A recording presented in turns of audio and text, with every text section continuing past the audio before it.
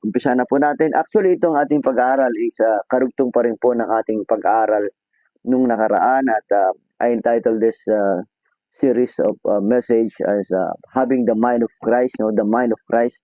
Paano tayo magkaroon ng mind of Christ, ano po? So, uh, napag-aral natin nakaraan na mayroong tinatawag na carnal mind, no? Carnal mind, having a carnal mind, which is this carnal mind is enmity against God, fleshly mind, worldly mind, no? At ito yung carnal mind na ito po yung mindset natin nung tayo po hindi pa mananampalataya. This is the mindset of the Gentiles. This is the mindset of the natural man. At ang nais ng Panginoon ay ma-renew ito, mabago ito. Ano po?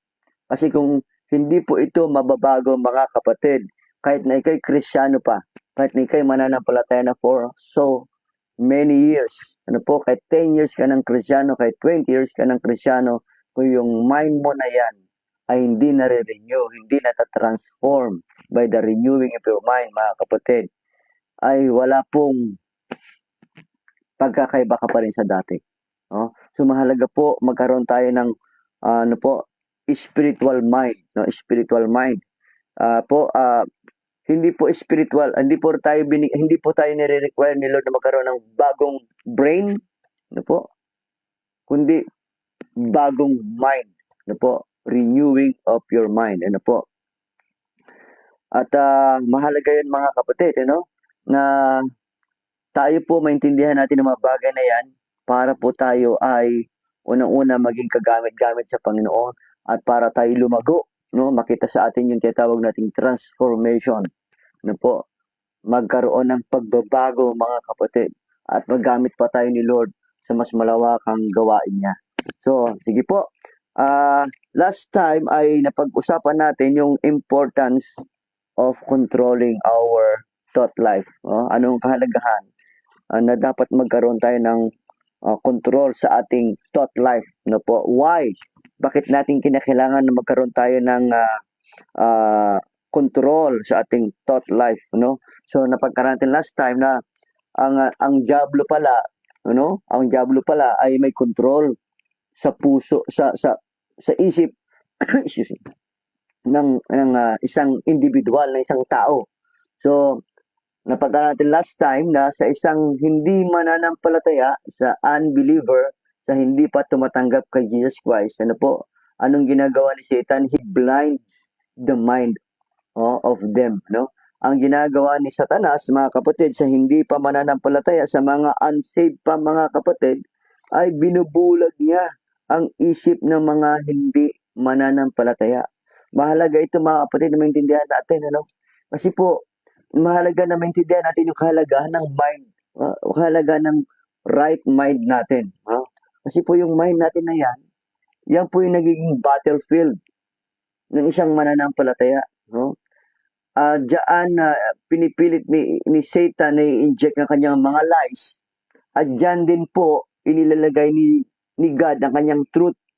Kung si Satan ay punong-puno ng kasinungalingan, ilalagay niya po yan sa ating kaisipan. Si God naman ay punong-puno ng katotohanan, diyan naman niya ilalagay ang katotohanan. So, mayroong battle po diyan mga kapatid. Ngayon, kung hindi po maayos ang ating mind, mga kapatid, walang renewing of our mind, ay ganun pa rin po yung ating buhay.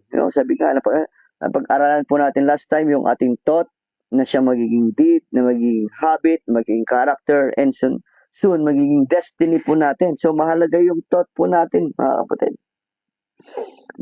That is our mind is the seat of knowledge, mga kapatid, and Satan wants to corrupt Satan wants to corrupt, Satan wants to conquer, and Satan wants to control our mind. So napag-aralan natin last time na sa unsaved, sa unbeliever, sa hindi pa nare-regenerate, ang ginagawa ni Satan is he blinds the minds of them which believe not, lest the glorious gospel of our Lord Jesus Christ should shine upon them, para hindi sila maligtas.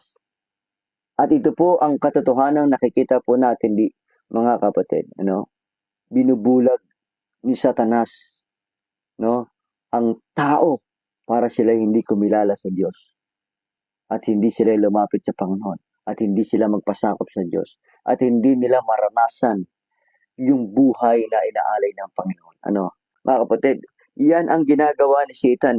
Dinideprave tayo sa kaligayahan na, sa tunay na kaligayahan na ino-offer ng Panginoon sa atin. At pinapalitan niya ito ng kasinungalingan na kaligayahan, pansamantalang kaligayahan, na kung saan ang dulo po nito ay kapahamakan. Ano po, ganyan po si Satanas, he blinds the mind of them which believe not, lest the light of the glorious gospel of our Lord Jesus Christ should shine unto them. So yun po. Another one, mga kapatid, no? Sa unsaved yung ginagawa ni Satan, no? He blinds them. He blinds, no? Sa mga mananampalataya ng mga kapatid, according to 2 Corinthians chapter 11, at ito po yung ating magiging text pa rin po hanggang ngayon, 2 Corinthians chapter 11, mga kapatid, no? Nakalagay po dyan sa verse 3, no? But I fear, lest by any means, as the serpent beguiled Eve through his subtlety, so your minds should be corrupted, okay, from the simplicity that is in Christ.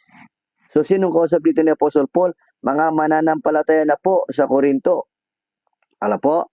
Pero sabi niya, kahit na mananampalataya ka na, may pwede pa rin palang gawin si Satanas sa minds natin. Sabi niya, so your minds, what?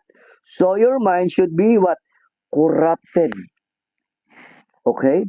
So, sa hindi mananampalataya, sa hindi pa Krisyano, sa hindi pa saved, he blinds them. Binubulag niya sa katotohanan. Sa mga mananampalataya, sa mga Krisyano na, sa mga believer na mga kapatid, pwede pa rin palang may magawa si Satanas sa isip natin, sa minds natin. Ano po? He can corrupt. He can corrupt. Okay? So, sabi diyan, so your mind should be corrupted from the simplicity. Pag sabi simplicity, single-mindedness sa iyong devotion. Isipin niyo po, mga kapatid, alam ko lahat ito nakaranas. Nung ikaw ay sumampalataya sa Panginoon, nagkaroon ka ng single-mindedness. Meron kang devotion. Meron kang desire na maglingkod sa Panginoon. May desire ka na mahalin si Lord. Excited ka sa iyong Christian life. But it doesn't last. Di ba ngayon? Maraming Krisyano, talagang love na love si Lord nung una, naranasan niya yung pagmamahal kay Lord. Pagmamahal ni Lord at pagmamahal niya kay Lord. Pero ngayon parang wala na. Why? Ito po kasi yung trabaho ni Satan. Satan can corrupt your single-mindedness, your simplicity that is in Christ. Yan po ang trabaho ni Satan. Ano po? So, ngayon, ang pag-usapan natin ngayon, paano ginagawa ito ni Satan? Paano niya makurap yung mind ng mga mananampalataya? Paano niya kinukurap? Paano siya nag-work sa mind ng isang mananampalataya, mga kapatid? So yan, pag-usapan natin, mga kapatid. Paano nag-work si Satan sa isip ng mga mananampalataya? Okay, so, yan po ating pinaka-context ngayon, sa 2 Corinthians chapter 11, verse 3. Basahin po muli natin sa inyong mga Bible. Basahin niyo po. But I fear, lest by any means, as the serpent, Satan, beguiled Eve through his subtlety, so your minds should be corrupted from the simplicity that is in Christ. ang gusto kong i-discuss sa inyo ngayon, mga kapatid, how Satan works in the minds of the believer. How Satan corrupted the minds of the believers, Kasi yan ang natin, Sa mga unsaved, he blinds them. Sa mga saved, he corrupted them. Or sinabi ko ay synonym ng corrupt is bend. He bend the minds of the saved. For the sake of alliteration, corrupted. But the word there is corrupt, He bend the minds of those believer. Ngayon, how? How? So, gusto ko i-discuss sa inyo ang tatlong S, no? Tatlong S. Para madaling matandaan, na tatlong S, paano kinukurap ni Satan ang isip ng mga mananampalataya? Unang-una, tingnan po natin sa 2 Corinthians chapter 10, atras na natin yung konti. Ang text natin is 2 Corinthians chapter 11, atras na yung konti sa chapter 10. Ito yung context niya. Chapter 10, verse 3. Oh, sabi po sa verse 3, for though we walk in the flesh, we do not war after the flesh. We are still in the flesh, mga kapatid, but our warfare daw is hindi ayon sa flesh. Hindi ito pakikipagsuntukan, hindi ito laban ng laman. Kagaya kung paano tayo nakikipagbakas sa mundong ito. Hindi natin matatalo ang spiritual wickedness, ang yung ating carnal mind, hindi natin ito mabago sa mamagitan ng mga carnal things. Ano yung mga carnal things? Education. Kahit na mag-aral ka pa, mga kapatid, kahit na marami ka pang natapos na degree sa mundong ito, you can still have a carnal mind. Your mind is still corrupted. Kaya mga kapatid, marami ngayon, di ba? Matatalinong corrupt. Kasi nag-aral eh. So, napag-aralan nila, paano maging magaling na corrupt? Maging magaling na, di ba, corrupt, no?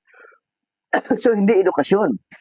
At anumang bagay, mga kapatid, hindi psychology, hindi psychiatry, o anumang bagay. Yes, may purpose ang lahat ng mga yan, pero hindi yan ang solusyon. Hindi yung mga bagay ng mundong ito ang solusyon, mga kapatid. Verse 3. Verse 4. For the weapons of our warfare are not carnal, but mighty through God to the pulling down of strongholds. Oh, take note of that one. No, yung word na strongholds. Okay? Alam ko po itong stronghold ay na-discuss ko na po ito sa inyo last time. Ano po? Tuloy ko. Casting down imagination. Okay? Tingnan niyo po yung word imagination. And every high thing that exalts itself against the knowledge of God, and bringing into captivity every thought to the obedience of Christ. Oh, so malino po ang pinag-usapan dito is all about the mind, mga kapatid. Ang sabi dyan, strongholds. Actually, ginamit dito ni Apostle Paul yung word strongholds kasi nung time na yon they were invaded by the Romans. At yung Romans na yan, before Romans ay invaded sila ng Persia. Ang Persia, nandoon pa rin yung mga strongholds ng Persian Empire. Ito yung mga sa war, ito yung mga strongholds, ito yung mga parang defense nila, defense ng isang bansa para hindi sila totally masakop ng mga gustong sumakop sa kanila. Strongholds. So, ganoon din po sa ating spiritual, mga kapatid, may mga strongholds tayo. So, unang-una, mga kapatid, paano nakukurap ni Satan ang isip ng mananampalataya? Through strongholds. Through strongholds. Ano itong strongholds, mga kapatid? Ito yung mga dati nang nakatayo.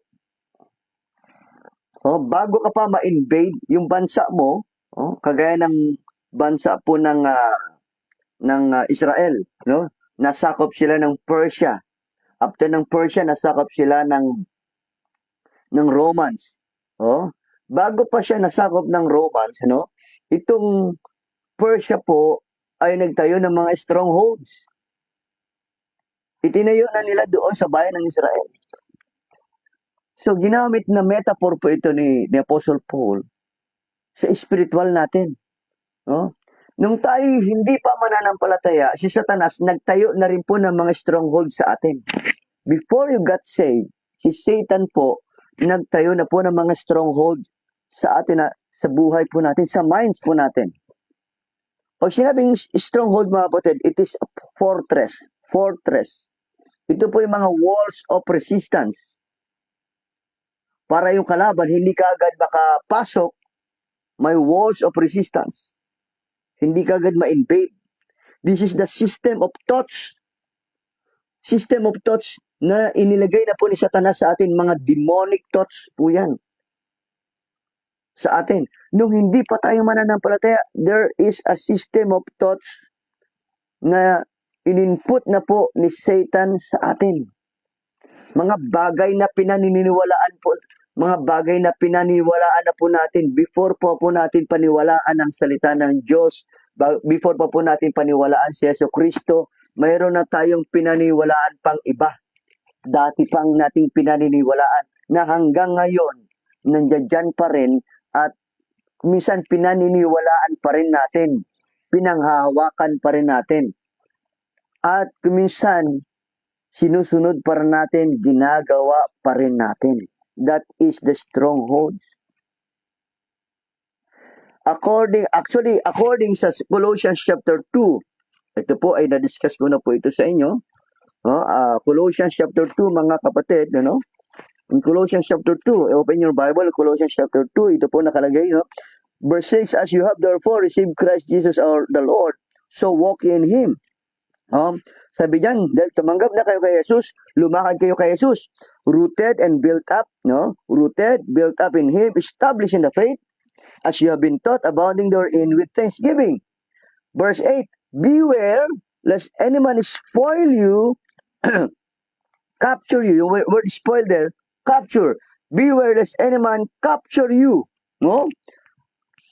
Sinong kausap ni Apostle Paul dito? Mga mananampalataya, tumanggap na kay Jesus. But, sabi niyan, beware lest any man capture you, spoil you through philosophy and vain deceit, after the tradition of men, after the rudiments of the world, and not after Christ.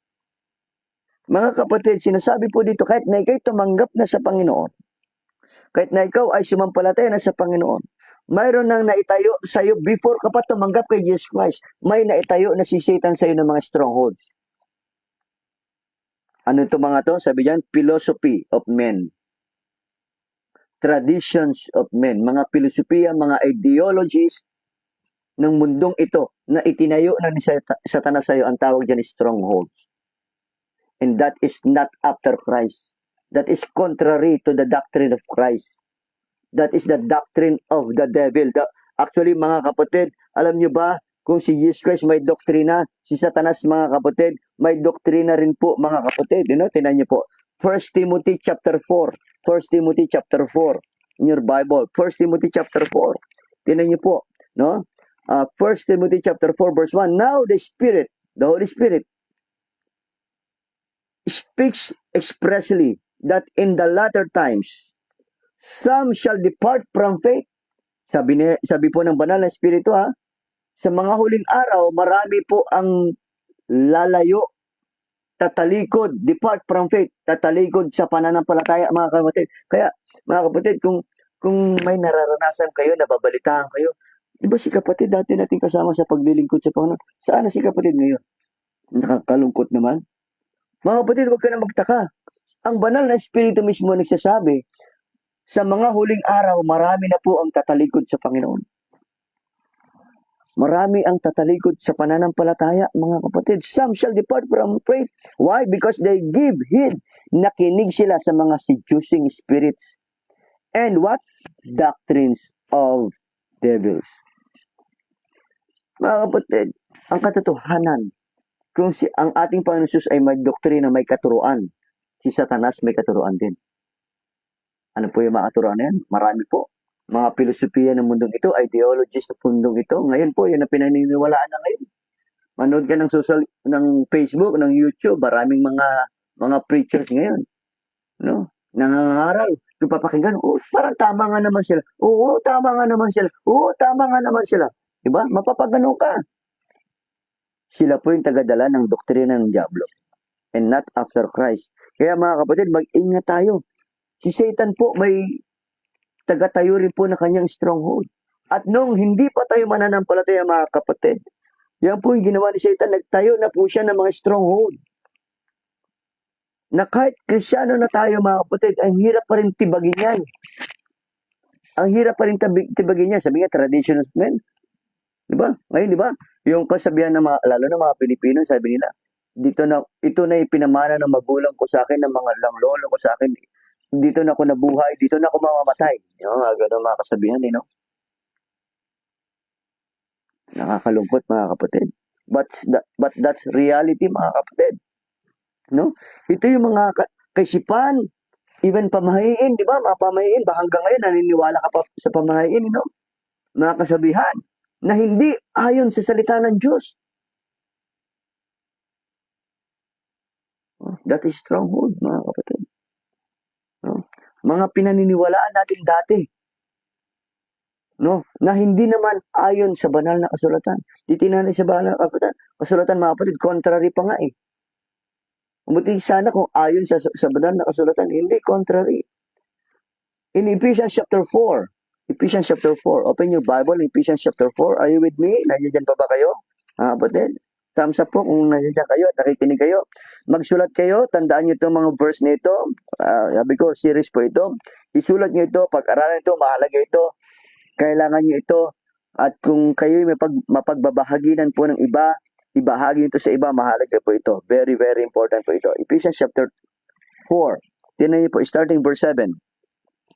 This I say therefore, and testify in the Lord, that you hereafter henceforth walk not as other Gentiles walk, in the vanity of their mind. Okay, tingnan niyo po Sino kausap ni Apostle Paul? Mga mananampalataya. Sabi niya dyan, huwag kayong lumakad kagaya ng lakad ng mga hintil. Sino mga hintil? Yung mga unsaved. Huwag niyong gayahin ang lakad ng mga hindi mananampalataya, ng mga unsaved. Nang hindi pa kumikilala kay Kristo. Anong klaseng mindset kasi meron sila? Vanity of their mind. Futility of their mind. Diba? Kita niyo po, having these Gentiles, their minds were, ano po sabi, description ni Apostle Paul dito? Anong klaseng mind meron sila? Vanity of their mind. Ano pa? Verse 18, having the understanding darkened, being alienated from the life of God through the ignorance that is in them. Since hindi nila alam yung salita ng Diyos, hindi sila nag-aaral ng salita ng Diyos, wala silang pinapakinggan at Diyos na banal na kasulatan. Mga kapatid, sabi dyan, they were darkened, yung kanilang understanding is darkened, alienated from the life of God through the ignorance that is in them, because of the blindness of their heart. This is the Gentiles, ito yung unsaved, blind sila ni Satan. Huwag dapat ganun. Hindi dapat ganun ang isip natin. Hindi dapat ganun ang isip natin sa hindi mananampalataya. Kaya mga kapatid, kung ikaw ay Kristiyano, at yung isip mo kagaya ng hindi Kristiyano, walang pagkakaiba. Yung mind mo kagaya ng hindi mananampalataya, ng hintil, walang pagkakaiba. Who being past feeling have given themselves over lasciviousness to work all uncleanness with greediness. Kita niyo po, yan ang mga bagay, mga kapatid. Padating ng verse 22, tinan niyo po verse 22. That you put off concerning the former conversation or manner of life, the old man, which is what? Corrupt according to the deceitful lust. So, itong stronghold pala natin mga kapatid, ang gusto ng Panginoon is what? I-put off natin. Itong mga dating thinking natin, dati nating pinaniniwalaan na hindi ayon sa Panginoon, Panginoong Yesus, not after Christ. We need to put it off. Yung stronghold na yan, mga kapatid, kinakailangan nating alisin na. Yung mga dati mong pinaniniwalaan na nasagap mo sa iba maliban kay Kristo. Nasagap mo sa trabaho mo, nasagap mo sa eskwelahan, nasagap mo sa nabasa mong libro, napanood mo, na ituro sa iyo, na hindi naman ayon sa banal na kasulatan. We need to put it off. Kasi kung hindi, mga kapatid, kung hindi natin yan aalisin, yung stronghold na yan, wala po. Hindi po pwedeng magsama yun, mga kapatid. Yung salita ng Diyos, at the same time, yung stronghold ni Satan. Okay? Hindi po pwede po. Dahil later on, makurap na yung pure word of God, makukurap na siya. Ano yung kurap, mga kapatid? Pag sinabing kurap, napupulyot, nahaluan. Yung isang tubig na mineral water, na pure mineral water, malinis yan, mga kapatid. Kahit na pure pa yan, mga kapatid, matuluan lang yan siya ng isang patak lang na galing sa baha. Hindi na pure yun. Tama, mga kapatid, inom ka pa ba? Isang mineral water, tubig na mineral water, pure na pure yan. Isang litro pa yan. Tapos ang nakapatak lang, kunting patak lang, isang patak lang ng galing sa baha. Iinumin pa ba yun? Kurap na yun, polluted na yun, mga kapatid. So, ganun po. Nung hindi pa tayo mananampalataya, maraming nakita yung ating mata na nagkurap sa atin. Maraming narinig ang ating tenga na nagpakurap sa atin. Maraming nalasa ng ating bibig, ating dila na nagpakurap sa atin. Maraming nahawakan ng ating kamay na nagpakurap sa atin, mga kapatid. Maraming naamoy ang ating ilong na nagpakurap sa atin. Oh, sarap nun. Ang sarap ng amoy na yun. Ang sarap ng panlasa na yun. Ang sarap hawakan nyo na. Ang sarap tingnan nyo na. Ang sarap pakinggan nyo na. Na siyang nagpakurap po sa atin. Kaya nga, di ba, naging sensual tayo. Ang isang carnal is sensual. Ibig sabihin, he is operated by his senses. Kung ano yung gusto ng kamay niya na hawakan niya. Kung anong gustong tingnan ng kanyang mata, yun ang titingnan niya. Kung anong gustong pakinggan ng kanyang tenga, papakinggan niya. Pansinin mo mga kapatid, di ba? Pag wordly song, tama? Pag wordly song, ang bilis nating matandaan, di ba? Wordly song, ang pinakikinggan natin, para ang bilis natin ma-adapt, di ba? Pero yung choir, pambira, nakailang practice na. Pinapa-assignment pa sa bahay, hindi pa rin mag-gets ang tono, no? Pero kapag mga wordly song, isang ano lang. Kasi appealing sa senses natin, ang sarap sa pandinig, eh. Kaya nga ngayon, mga kapatid, uso-uso, di ba, mga Christian contemporary music, yung mga hymn song, mga yan, mabagong kanta ngayon. Why? Appealing sa ears. Appealing sa ears ng mga unbeliever. Diba? Appealing sa kanila. Appealing ba sa kanila yung hymnal? No, it's not appealing for them. Yung hymnal, hindi appealing sa kanila yan. Pero yung mga contemporary music, parang katunog eh. Katunog ng mundo eh. Diba? Walang pagkakaiba. So, ganyan mga kapatid, ganyan magkurap si Satan. So, mag-iingat tayo mga kapatid. Mag-iingat tayo. That's why we need, tinan niyo po, Ephesians chapter 4, tuloy niyo sa verse 23. Ephesians 4:23, and be renewed in the spirit of your mind. Put off and be renewed in the spirit of your mind. Mahalaga yung renew. Pag sinabing renew, mga kapatid, pag sinabing renew, good as new. Ngayon, ibig sabihin ng word na renew, good as new mind. Ibig sabihin, mga kapatid, para masabing good as new, alam mo, isang computer, isang laptop na nabili mo, na second hand, hindi ka naman bibigyan ni Lord ng bagong brain eh. Hindi ka bibigyan ni Lord ng bagong brain. Ang kailangan natin, renew mind. So, yung dapat mong gawin, mga kapatid, yung pag sinabing good as new na laptop, yung dating files niyan, mga kapatid, alisin mo. Yung dating corrupted files na yan, yung files niyan, mga kapatid, dyan sa laptop na yan, na corrupted, kinakailang i-delete mo, i-reformat mo. Kaya nga, di ba may word tayo, reformat, kaya nga, reformat. Format again. So, renew, new. Again. Diba? Bago na ulit. Ganun mga kapatid. Hindi po pwedeng Krisyano ka. Hindi ka po pwedeng Krisyano ka, pero nandiyan pa rin ang dati mong files. Ayoko kasi alisin ang files ko na yan eh. May gusto pa rin akong panoorin dyan, kaya dyan lang yung files na yan, na kahit corrupt. Maglagay ka ng bagong corrupt, maglagay ka ng bagong files dyan, corrupt pa rin yun. Makukurap na rin yun. Tama, ganun yun mga kapatid. Kinakailangan, alisin natin yung stronghold si Satan. Put off mga kapatid. Put off natin, alisin natin yan. Diba? Sabi ni Apostle Paul, gusto mo maging vessel unto honor? You want to be a vessel unto honor? Purge yourself. Sa bahay ng Panginoon, mayroong vessel unto honor and vessel unto dishonor. Tama? Nakakalungkot. May vessel unto honor, may vessel na dishonor. May lagayan na kaaya-ayang lagayan at may lagayan na hindi kaaya-ayang lagayan. May Kristiyanong kaaya-aya at may Kristiyanong hindi kaaya-aya.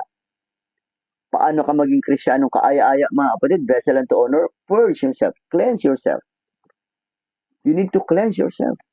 Hindi po pwedeng magpatuloy ka sa Kristiyano, pero yung lagayan mo, yung lagakan mo, yung mind mo, ganun pa rin.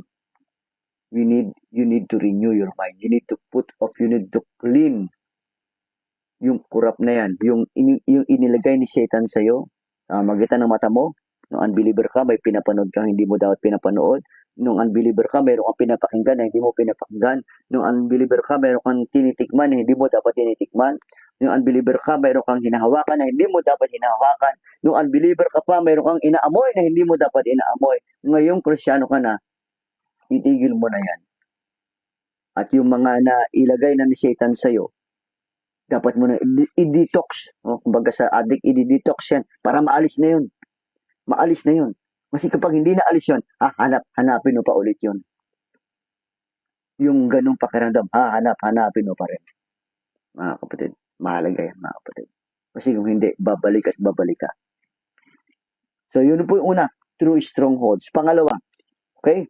Pangalawa, balik tayo dito sa Ephesians chapter 4. Pangalawa, Ephesians chapter 4. Are you with me? Thumbs up po kayo kung nakakasunod kayo. Magbasa kayo ng Biblia nyo, isulat nyo po itong mga verses na binibigay ko sa inyo. Ephesians chapter 4, starting verse 26. Ito po yung context niya, no? Put off concerning the former conversation, the old man, and renew in the spirit your mind. But in verse 26, be ye angry and sin not. Let not the sun go down upon your wrath, neither give place to the devil.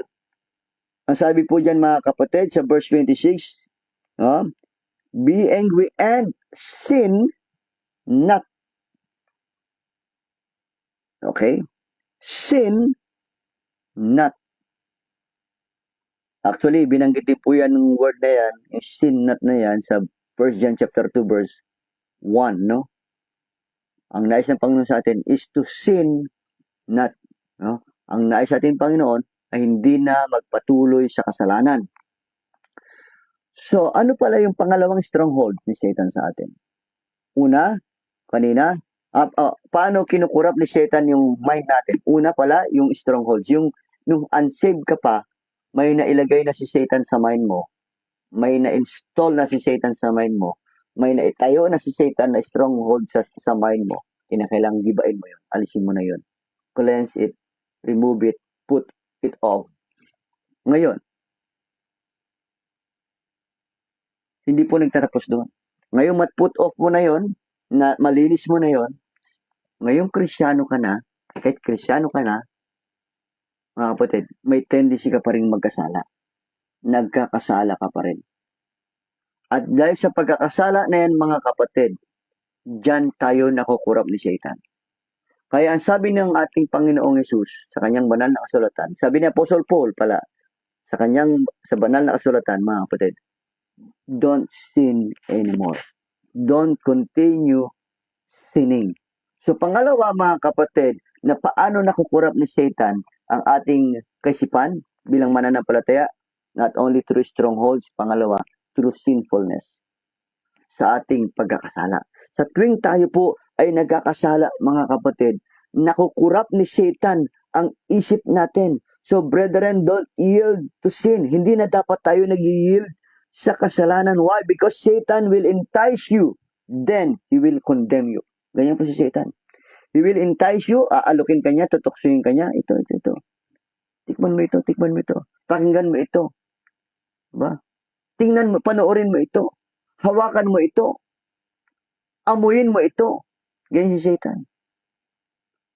I-entice ka niya, tutuksuhin ka niya. Satan will entice you. Then, kapag nag-yield ka sa kasalanan na yan, he will condemn you. He will continue condemn you. makasalanan ka, makasalanan ka, makasalanan ka, kasi ginawa mo ito, kasi ginawa mo ito, kasi tinikman mo ito, kasi tiningnan mo ito, kasi inamoy mo ito, kasi hinawakan mo ito. Satan will entice you, then he will condemn you. Kaya sabi po dyan, don't give place to Satan. Kasi mga kapatid, kapag tayo ay nagkakasala, we are giving Satan a legal rights. Nagkakaroon siya ng karapatan sa atin. Sa tuwing tayo po ay nag-yield sa kasalanan, mga kapatid, nagbibigay tayo ng karapatan kay Satanas para makontrol niya tayo. Walang karapatan si Satan sa atin because pag-aarin tayo ng Diyos. Wala siyang kakayanan na buksan ng pinto ng buhay natin, ng isip natin. Wala. Wala siyang kakayanan. Wala siyang access na buksan yung pinto at pumasok siya sa isip natin. Wala. Tayo po ang may access na magbukas ng pinto at papasukin siya. Ulitin ko po, mga kapatid. Si Satan, wala siyang karapatan, wala siyang kakayanan na buksan ng pinto ng isip natin, ng buhay natin, at makapasok siya. Wala. Kasi pag-aari na tayo ng Panginoon. Wala siyang karapatan sa atin. Pero tayo po ang mayroong access na magbukas ng pinto para papasukin siya sa pamamagitan po ng kasalanan. When we sin, we give place to the devil. So, then he will corrupt. Then he will corrupt our minds. He will corrupt our minds, mga kapatid. Kapag nakapasok na siya, he will corrupt our mind. Okay? We hide sin, then we treasure sin, then we justify sin. Ganyan po, mga kapatid. When we have unconfessed, when we have unrepented sin in our lives, we have given the devil a place in our lives. Ulitin ko po. Alam ni Satan yan, na mayroon kang inaalagaan, tinatago, mayroon kang tinitreasure na kasalanan. At kapag nakita ni Satan, mayroon kang unconfessed, hindi mo ito inilalapit kay Lord. Hindi mo ito nire-repent, unrepented sin in our lives. You are giving Satan, you are giving the devil a place in your lives. Nung nakaraan, nakausap ko yung anak ko, Bible study namin, you know.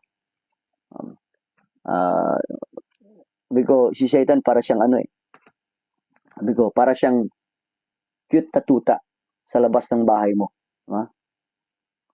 Kasi yung dati po may aso kami, maliit na tuta, cute, no?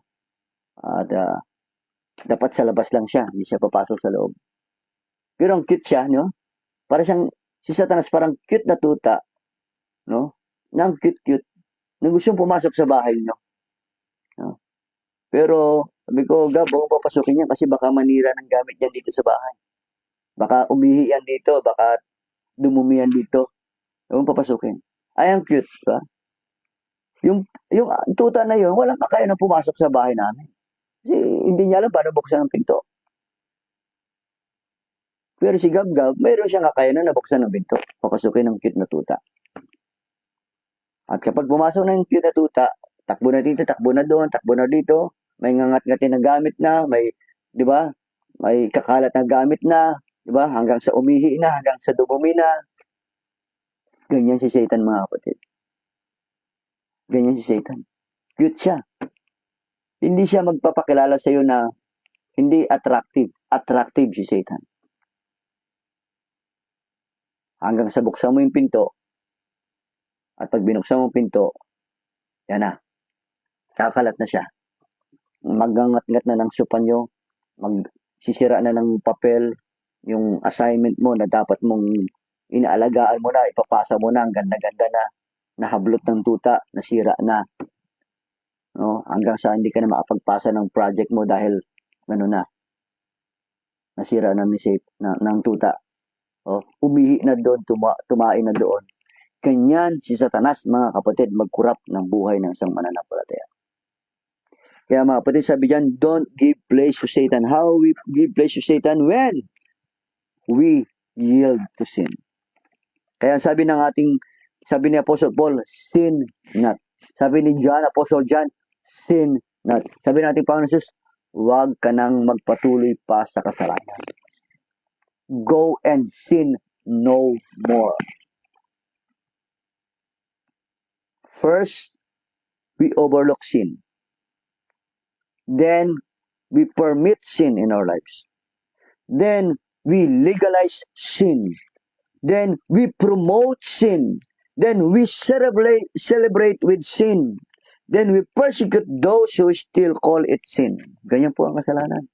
Actually, sabi ng isang preacher, the only sin today, in our generation now, what is the only sin now? The only sin now is we call sin, sin. Pag tinawag mong kasalanan, ang kasalanan, kasalanan yun. Judgmental ka. Pag sinabi mong kasalanan, kasalanan yan. Pag sinabi mong ang kabaklaan, katumboyan ay kasalanan, kasalanan yan. Today, they call weakness, the wickedness is just a weakness. Wickedness is just a weakness. Isipin mo nga, kapatid. Kahinaan lang daw.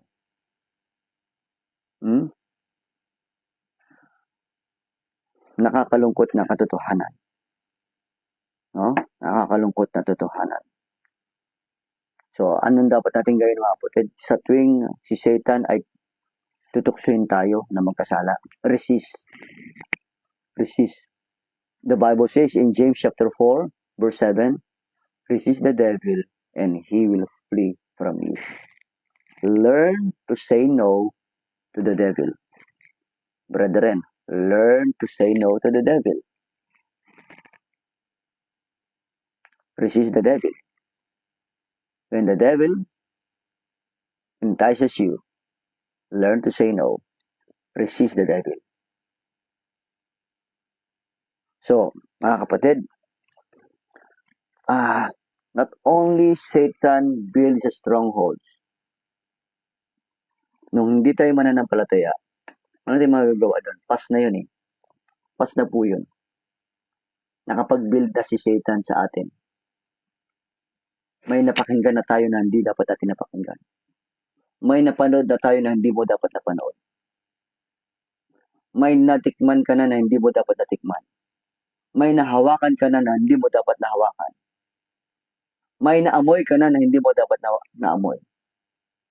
Ang dapat mong gawin na lang, put off mo, cleanse. Put off mo na yun. Yung mga philosophy, rudiments of this world, traditions of men, anumang bagay na doktrina ni Satan na itinayo niya sa iyo. Put it off. Cleanse yourself. Purge yourself. Pero ngayong Kristyano ka na, hindi ka pa rin tatantanan ni Satan. Kahit na nakita ni Satan na tinanggal mo na yung mga strongholds niya na yun, kahit na Kristyano ka niya, hindi ka pa rin niya tatantanan. Patuloy pa rin siyang kakatok sa iyo. Papasukin mo naman ako. Hindi ka ba nakukyutan sa akin? Cute ako. Papasukin mo ako. Okay? Pinapasok mo siya sa mamagitan ng pag-yield mo sa kasalanan. Nung inintice ka niya, tinukso ka niya, at nag-yield ka. Yan. You can corrupt your minds. Sabihin niya sa'yo, anak ka ba ng Diyos? Hindi naman anak ng Diyos. Kasi kung anak ka ng Diyos, sana hindi mo ginagawa yan. Hindi mo dapat pinapanood yan. Hindi mo dapat pinapakinggan yan. Kung totoong anak ka ng Diyos, bakit nagkakasala ka pa rin? Kapatid. So, through sinfulness, Satan can corrupt our minds. Hindi ka talaga anak ng Diyos. Kaya huwag ka nang umastang parang anak ng Diyos. Dito ka na lang sa akin. Magpatuloy ka na lang sa akin. Ako na lang muli ang paglingkuran mo. Huwag na yung Diyos mong sabi mong Diyos mo. Ako na lang ulit. Sa akin mo na lang ipaggamit ang buhay mo. Huwag na sa Diyos mo. Dito ka sa akin. Satan can corrupt your mind. So your mind can be corrupted through the simplicity that is in Christ. Yung single-mindedness mo sa paglilingkod mo sa Panginoon ngayon, hindi na. Wala ka ng devotion, wala ka ng pagmamahal, hindi ka na excited magbasa ng salita ng Diyos, hindi ka na excited makinig ng salita ng Diyos, hindi ka na excited magpuri sa Panginoon, hindi ka na excited magsimba, hindi ka na excited mag-fellowship. Sa mga kapatiran, mayroon ka ng ibang fellowship, mayroon ka ng ibang binabarkada, at hindi na ang pamilya ng Diyos ang kinahuhumalingan mo, kundi ang pamilya na ng Diablo ang kinahuhumalingan mo. Ganyan mag-corrupt si Satan, mga kapatid. Kaya beware, sabi ng salita ng Diyos. Mag-ingat ka. When you sin, you give place to the devil. And you are letting the devil to corrupt your mind. And last, Proverbs chapter 4. So, through stronghold, pangalawa, through sinfulness. Proverbs chapter 4. Old Testament po tayo. Nandyan pa ba kayo? Are you with me? Proverbs chapter 4, verse 23. Ito po sabi sa chapter 4, verse 23. Keep your heart with all diligence, for out of it are the issues of life. Yung word dito, mga kapatid, na keep is guard your heart. Guard your heart. And the heart po dito, mga kapatid, is not heart na. Hindi yung literal na organ ng heart natin, mga kapatid. Hindi. Palagaan ko yung puso ko, baka. No. Yung heart dito, mga kapatid, your mind. Guard your mind. Your thought life. Guard your thought life. So, ano ibig sabihin ng mga kapatid? Nung unbeliever ka, nakapagtayo si Satan ng stronghold sa iyo, kinakailangan i-put off mo yun. Gibain mo na yun. Put off mo na yun. I-cleanse mo na yan. Linisin mo na yan. Huwag mo nang stay pa yan sa isip mo. Okay? Ngayong Krisyano ka na, matapos mong i-put off yan mga stronghold ni Satan dati, mga itinuro niya sa'yo dati, ngayong Krisyano ka na, huwag ka na magpatuloy sa kasalanan. Kasi through sinfulness, Satan can still corrupt your mind. At ngayong hindi ka na nagpapatuloy sa kasalanan, ano po? Hindi ka na nag-yield kay Satan. Hindi po sapat na hindi ka na nire-resist mo si Satan. Hindi sapat po na tinatanggihan mo si Satan. Ano pong susunod? You must guard your heart. So, kinakailangan maging masipag ka na magbantay. Kasi pag hindi ka nagsipag magbantay at naging idle ka, tamad ka, na bantayan, baka mapasok ka ni Satan. So, not only through stronghold, not only through sinfulness, third is through slothfulness. Slothfulness, katamaran. Katamaran mo na gwardyahan ang isip mo na yan. Kasi hindi mapatid sa James chapter 4. Hindi po sinabi sa James chapter 4 na resist the devil and he will flee from you. Hindi po natatapos doon. Ang kasunod, draw nigh, verse 8. Draw nigh unto God. Draw near yourself unto God. Ilapit mo sa Panginoon. So, ibig sabihin mga kapatid, how can you guard your heart? By drawing nigh unto the Lord. Ilapit mo yung sarili mo sa Panginoon. Huwag kang lumayo sa Panginoon. Hindi sapat na nire-resist mo si Satan. Kailangan mo yung kalakasan ng Diyos. So, ibig sabihin mga kapatid, you need to be always on guard. You need to be always on guard. Hindi ka dapat, okay na ako ganito. Average Christian ba? Mediocre Christian ba? No. Dapat on fire ka lagi. Kondisyon ka lagi na makipagbaka kay Satan. Hindi yung, okay, ito ano to eh. A weekday ko ito ngayon, relax. No. Walang relax sa buhay Krisyano. Mga kapatid. Kasi kung hindi, atake si Satan. Kailangan you always you're always on guard. Don't let your guard down. Huwag mong ibababa yung guard mo, mga kapatid. Hindi po pwedeng sa isang Kristyano neutral. Walang neutral sa isang Kristyano. Either kay Satan ka o kay God ka. Mga kapatid, wala po. Kinakailangan ikaw ay laging on fire, mga kapatid. Lagi kang on guard. No? Ito pa, mga kapatid. Kahit na tayo po, isipin ko, kahit tayo po ay gumagawa ng mga spiritual activities, Satan will still entice you with sinful thoughts. Isipin nga, tulad nito. Nakikinig kayo ng salita ng Diyos. Baka iba po sa inyo, nakikinig ng salita ng Diyos, pero yung isip na sa iba. Why? Si Satan can entice you with sinful thoughts. Even though you're doing spiritual activities, mga kapatid. So, we must fill our minds with the truth of God so we can discern the lies of the devil. So, paano natin mag-guard yung isip natin, mga kapatid? Fill our minds with the truth of God. Punuin mo yung salita, yung isip mo ng salita ng Diyos. Para ma-discern mo yung kasinungalingan sa Satan. Kaya, di ba, sabi ng 2 Timothy chapter 2, study to show thyself approved unto God. Be diligent. Maging masipag ka na mag-aral ng salita ng Diyos. Kasi mga kapatid, kung hindi ka masipag na mag-aral ng salita ng Diyos, punuin mo yung sarili mo ng mga spiritual na bagay, si Satan, masipag yan magpuno ng isip mo ng mga karnal na bagay. Pitin ko po, mga kapatid, kung hindi ka magsisipag, hindi tayo magsisipag na punuin ang ating kaisipan ng mga spiritual na bagay, si Satanas, masipag magpuno ng kaisipan natin ng mga karnal na bagay, mga sensual na bagay, mga worldly things na bagay, mga kapatid. So, kinakailangan maging masipag tayo. Study, be diligent ng mga kapatid. Kaya ang isang Kristyano, mga kapatid, walang tatamad-tamad na Kristyano. Walang tatamad-tamad na mag-aral sa salita ng Diyos. Wala. Kasi si Satan, hindi siya tamad eh. Oh, isipin mo, gaano kadalas ang pakikinig mo ng salita ng Diyos? Pagbabasa mo ng salita ng Diyos.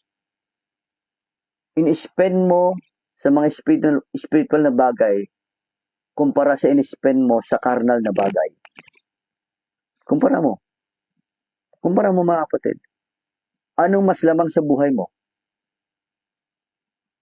Na oras? Yung pag-spend mo sa spiritual na bagay o yung pag-spend mo sa carnal na bagay?